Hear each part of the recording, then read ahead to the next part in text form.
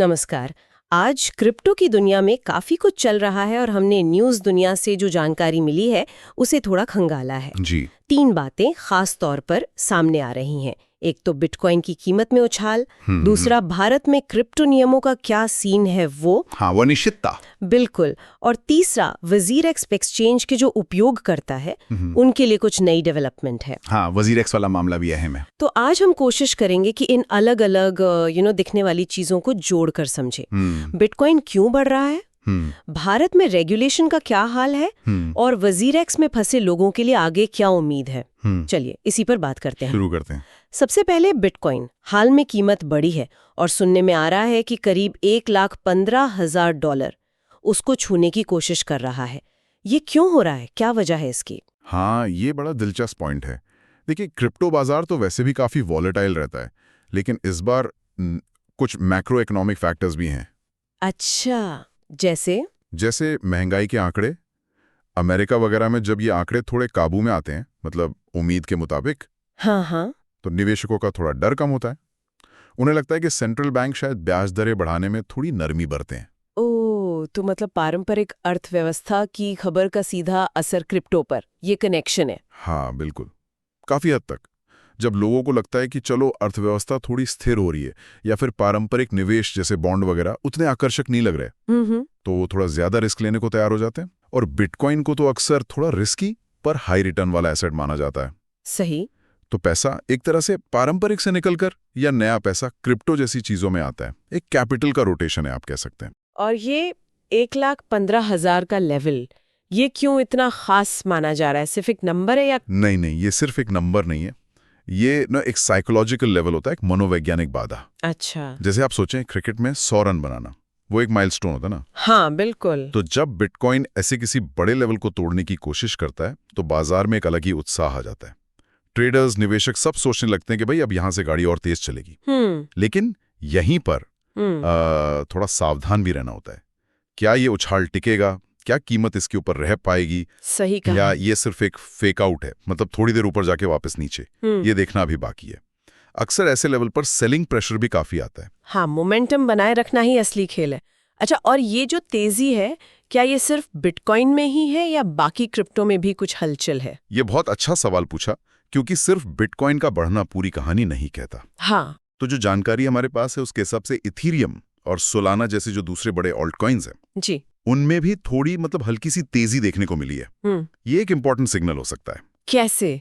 देखिए, अगर सिर्फ बिटकॉइन भाग रहा होता तो हम सोचते कि शायद कोई खास खबर है या कोई बड़ा इन्वेस्टर खरीद रहा है। लेकिन जब इथीरियम, सोलाना जैसे कॉइन भी थोड़ा साथ देते हैं, भले ही कम बढ़े, तो ये इशारा करता है कि शायद बाजार में एक ब्रॉडर पॉजिटिव सेंटीमेंट बन रहा है। मतलब निवेशकों का भरोसा सिर्फ बिटकॉइन में नहीं, शायद पूरे क्रिप्टो इकोसिस्टम में थोड़ा बढ़ रहा है।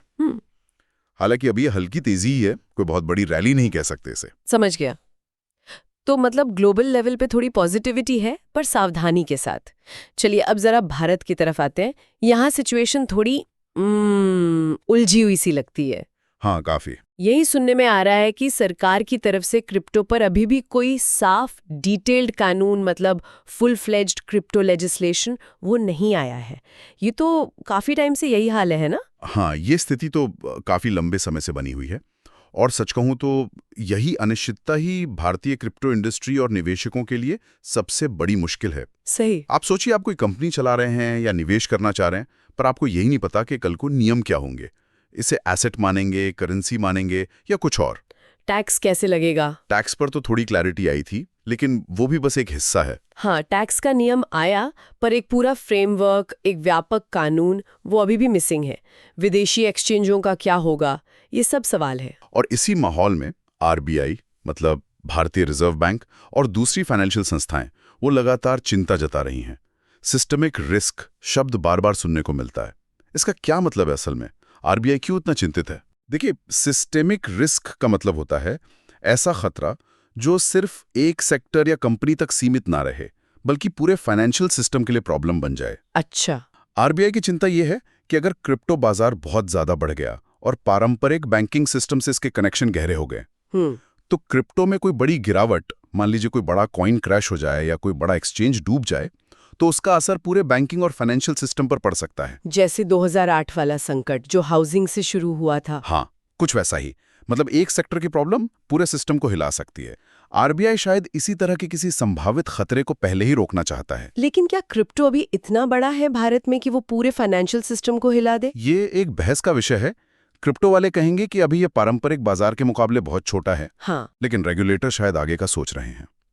वो देख रहे हैं कि ये कितनी तेजी से पॉपुलर हो रहा है, खासकर युवाओं में। उनकी चिंता ये भी हो सकती है कि अगर इसे अभी रेगुलेट नहीं किया तो बाद में कंट्रोल करना और मुश्किल हो जाएगा। तो ये एक तरह से एहतियात बरतने वाली बात है। और किन चीजों को लेकर चिंता ज्यादा है? क्या सिर्फ बिटकॉइन जैसी चीजों को लेकर?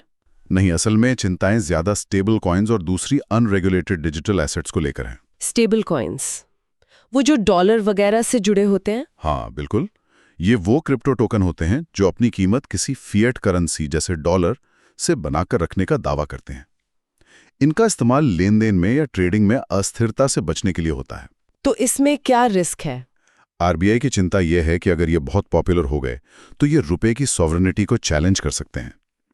दूसरा, इनका इस्तेमाल मनी लॉन्ड्रिंग या टेरर फाइनेंसिंग जैसे गलत कामों के लिए हो सकता है अगर ठीक से रेगुलेट ना हो।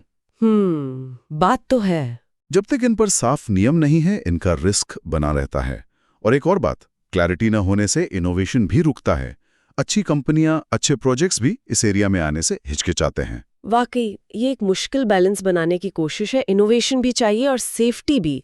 और इसी मुश्किल का एक जीता जागता उदाहरण शायद WazirX मामला है। हाँ बिल्कुल। लेटेस्ट अपडेट यह है कि WazirX का जो रीस्ट्रक्चरिंग प्लान है उसको करीब 95% लेनदारों मतलब क्रेडिटर्स का सपोर्ट मिल गया है।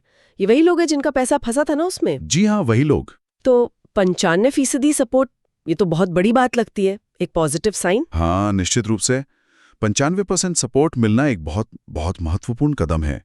ये दिखाता है कि ज्यादातर लोग जिनका पैसा फंसा हुआ